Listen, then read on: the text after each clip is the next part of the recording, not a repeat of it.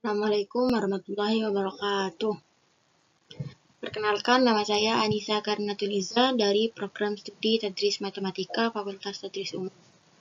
Nah, di sini saya akan menjelaskan tentang penelitian kualitatif dari mata kuliah metode penelitian kualitatif yang diampu oleh Ibu Ayu Lestari. Nah, baik. Langsung saja, itu metode penelitian kualitatif itu memiliki sejarah yang sangat panjang dan mengalami pasang surut dalam ilmu sosial, ilmu kesehatan, dan humaniora. Para ahli metodologi penelitian kualitatif itu pada awal kelahirannya memaknai secara berbeda dengan pemahaman para ahli penelitian kualitatif era postmodernisme. Pada awalnya, penelitian kualitatif sebenarnya hanya merupakan reaksi terhadap tradisi paradigma positivisme.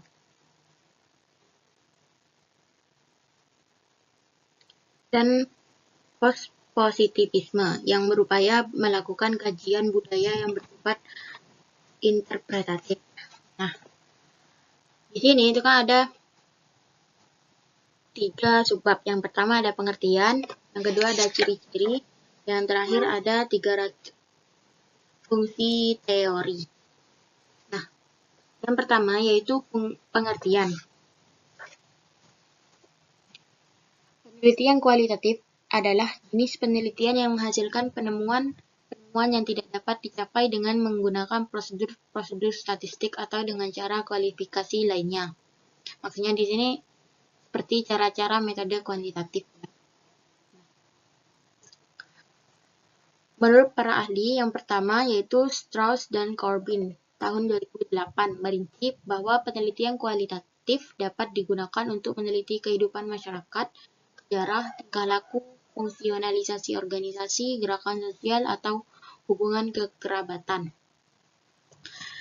Sedangkan Creswell tahun 1998 mendefinisikan pendekatan kualitatif sebagai suatu proses penelitian dan pemahaman yang berdasarkan pada metodologi yang menyelidiki suatu fenomena sosial dan masalah manusia. Pada pendekatan ini, peneliti membuat suatu gambaran kompleks, meneliti kata-kata, laporan terperinci dari pandangan responden, dan melakukan studi pada situasi yang alami. Dan menurut Botgan dan Taylor, Moleong tahun 2007 mengemukakan bahwa metodologi kualitatif merupakan prosedur penelitian yang menghasilkan data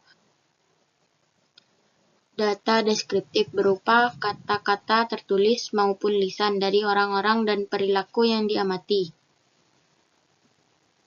Nah, penelitian kualitatif bersifat deskriptif dan cenderung menggunakan analisis dengan pendekatan induktif. Oleh karena itu, penelitian kualitatif merupakan penelitian yang menekankan pada pemahaman mengenai masalah-masalah dan kehidupan sosial berdasarkan kondisi realitas atau natural setting yang holistis, kompleks, dan rinci. Nah, yang kedua di sini ada ciri-ciri penelitian kualitatif. Itu ada banyak. Yang pertama, itu mengkonstruksi realitas sosial atau makna budaya. Apabila penelitian kuantitatif berusaha mengukur fakta yang objektif atau dengan kata lain mendeskripsikan suatu fenomena atau realitas, maka penelitian kualitatif itu ingin mendapatkan pemahaman yang mendalam. Untuk itu harus mencari fenomenon atau makna di balik fenomena, atau dapat dikatakan penelitian kuantitatif berusaha mendeskripsikan fenomena secara akurat, sedangkan penelitian kualitatif ingin mendapatkan makna di balik fenomena. Untuk itu perlu mendapatkan pemahaman yang mendalam dari suatu fenomena. Nah, yang kedua itu ada berfokus pada proses interpretasi dan peristiwa-peristiwa. Penelitian kuantitatif itu kan berfokus pada variabel-variabel. Bahkan sebelum penelitian dilakukan, telah ditentukan terlebih dahulu variabel-variabel yang akan diteliti. Nah, sedangkan dalam penelitian kualitatif, fokus perhatiannya itu pada proses interaksi dan peristiwa-peristiwa atau kejadian-kejadiannya itu sendiri, bukan pada variabel-variabelnya. Bahkan, fokus penelitian dapat berubah pada waktu di lapangan, setelah melihat kenyataan yang ada di lapangan. Nah, yang ketiga itu keaslian merupakan kunci. Nah, dalam penelitian kualitatif, reliabilitas itu merupakan kunci. Jadi, analisis statistik mempunyai fungsi yang sangat strategis dalam penelitian kualitatif. Keasliannya itu merupakan kunci, sehingga penelitian kualitatif ini dapat dikatakan sebagai alamiah atau naturalist inquiry. Dalam penelitian kualitatif tidak ada usaha untuk memanipulasi situasi maupun setting. Sebaliknya, jika penelitian kuantitatif justru sering melakukan manipulasi situasi maupun setting penelitian. Misalnya, dalam metode eksperimen, situasi dapat dimanipulasi dengan subjek diatur sehingga homogen dengan dipilih sesuai kriteria yang telah ditentukan terlebih dahulu. Nah, yang keempat yaitu nilai hadir dan nyata atau tidak bebas nilai. Nah, dalam penelitian kuantitatif, peneliti itu kan berusaha untuk tidak memperhatikan atau memperhitungkan nilai bebas nilai.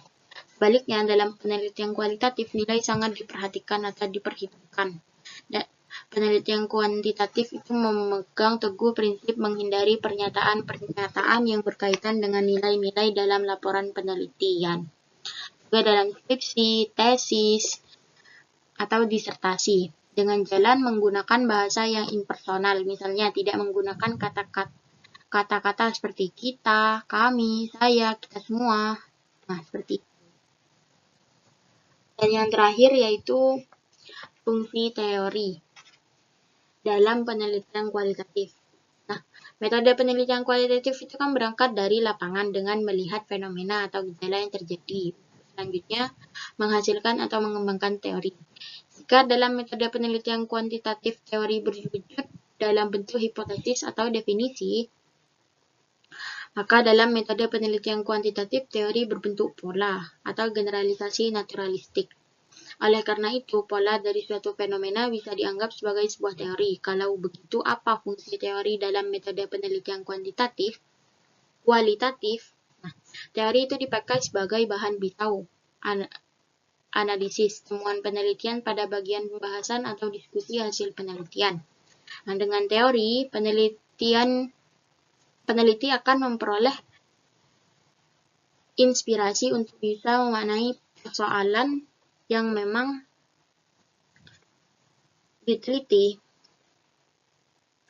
Pengalaman atau pengetahuan peneliti sebelumnya yang diperoleh lewat pembacaan literatur, mengikuti diskusi ilmiah, seminar, atau konferensi, dan lain sebagainya. Nah, teori dipakai sebagai informasi pembanding atau tambahan untuk melihat gejala yang diteliti secara lebih utuh.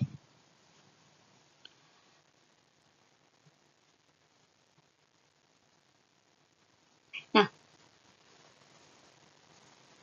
teori itu dipakai sebagai informasi pembanding atau tambahan untuk melihat gejala yang diteliti secara lebih utuh. Maksudnya informasi ini yaitu termasuk informasi dimaksud termasuk dari hasil-hasil penelitian sebelumnya mengenai persoalan yang sama atau yang mirip. Nah, baik, sekian penjelasan dari saya. Kurang lebihnya mohon maaf. Assalamualaikum warahmatullahi wabarakatuh.